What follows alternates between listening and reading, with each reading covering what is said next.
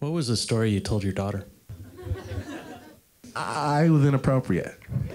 It actually was inappropriate for her age. Thankfully, she was too young to understand the words coming out of my mouth.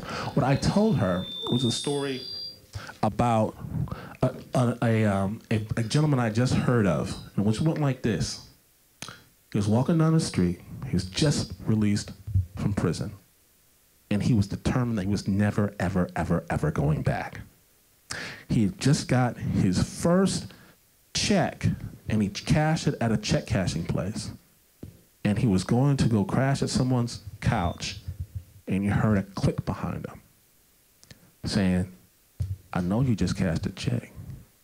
Give me the money, man, and I'll let you go. He's determined never, ever to go to prison again, but he also made a promise never to be anybody's punk. What do? Snap judgment. That was the first 2 minutes of the show. And it actually, I think it's still, the idea is really what, it's just the show is stayed pretty true to that.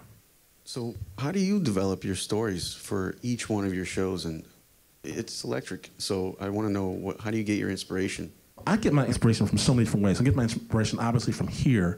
I have the good fortune to be married to this amazing woman who creates a lot of stories with me. She was recently elected to city council here in Oakland, Ann Campbell Washington. Some of you helped that happen. I appreciate it. Actually, I don't appreciate it. I'm the biggest loser, and I'm the only loser in Oakland from that happening. But the stories. I grew up in a cult, an end of days religious organization, and that promised us that we would not get through the 1980s without seeing the return of Jesus. It turned out they were mistaken. But I thought that had had a misspent youth studying at the feet of charlatans.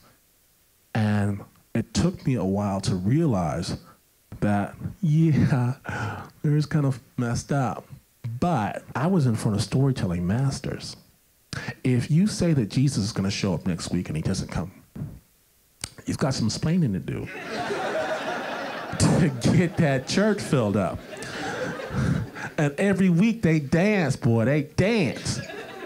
And though I am no longer involved in I'm not involved in anybody's religion, but I do at this point, I got to the point where I appreciate it. I didn't understand that first thing I was telling you about starting a magazine, a radio show, a TV show on the same day.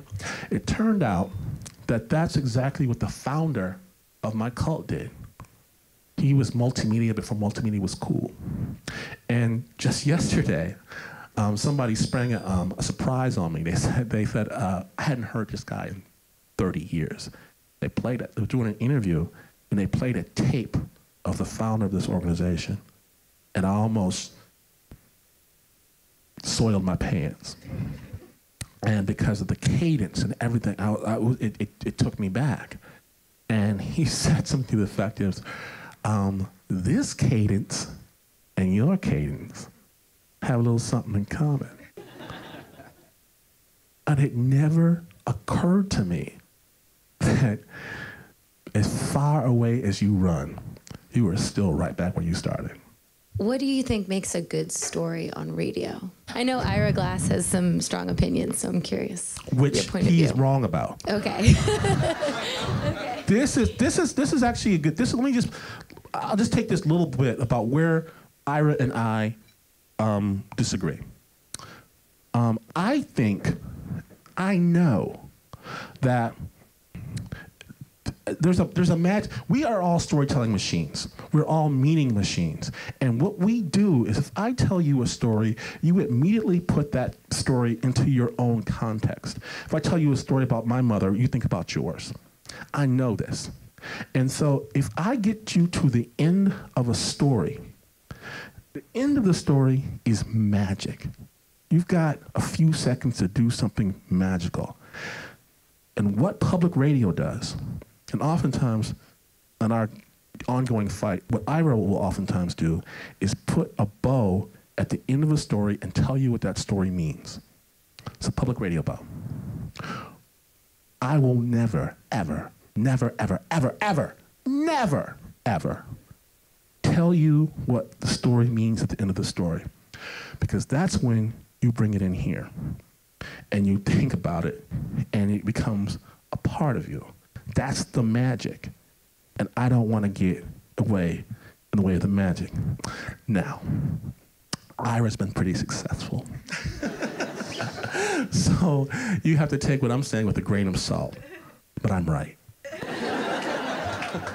Whenever I hear your stories or I hear a fantastic story, I always listen intently and want to understand what's going on. It doesn't come into my life whatsoever of relating to my family. So I'd like to take a poll here in the audience of how many people relate to the story and see it's their story or it's something they're getting involved in somebody else's life.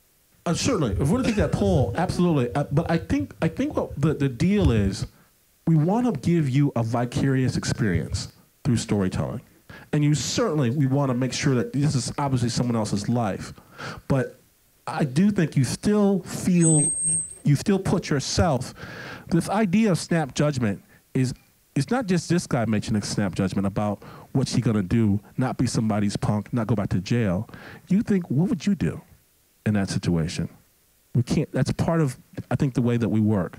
Thank you again for having me here today, and I really appreciate it. And if you have these stories, Oakland's got plenty. Let us know. When we first started off, let me just say one thing. When we first started off, they said, "Oh, you're going to run out of stories." That has never been a concern. And they also said, "You need to put this organization in San Francisco."